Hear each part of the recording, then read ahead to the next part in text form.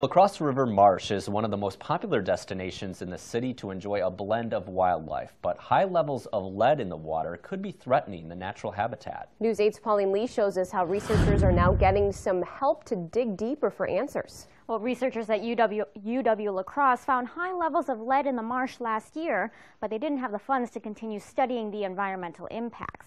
Now they're relying on this new grant to help them find out if the lead is harming animals and possibly even humans. It's something you can't really see. Could you actually move those bushes down there? Or smell. Perfect. Or taste. But UWL graduate student Trevor Cyphers knows it's there. It is slightly concerning because earlier in the summer I saw a lot of kids fishing. So right now we know how high the lead is per se, but we don't know at what depth it is, so that could play an influence on different, say, fish, for example. A team of UWL researchers found high levels of lead in the soil while studying the marsh last year, and it's kept them concerned ever since. We found out last year that there's high levels of lead in the sediment, high enough that we know that we wanted to take on this additional work to see what is going on from there. The analyses that we're hoping to do aren't particularly cheap. The Crosse River Marsh used to be used for trap shooting competitions back in the 1930s to about 1960s.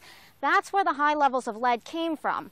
Now it's just determining whether or not it's moving its way up into the food chain and how damaging that could be to wildlife and to humans. And thanks to a $60,000 grant from the Environmental Protection Agency, these researchers can now continue searching for those answers. Lead is a potent neurotoxicant, so it can damage the nervous system in different animals, in fish, invertebrates as well, and so that poses a health risk to both the animals living in the ecopark as well as any people eating fish from the marsh. These researchers will spend the next year or so collecting samples from the marsh to analyze. It'll be a while yet before they find any results, but the hope is to use the research to keep the community safe.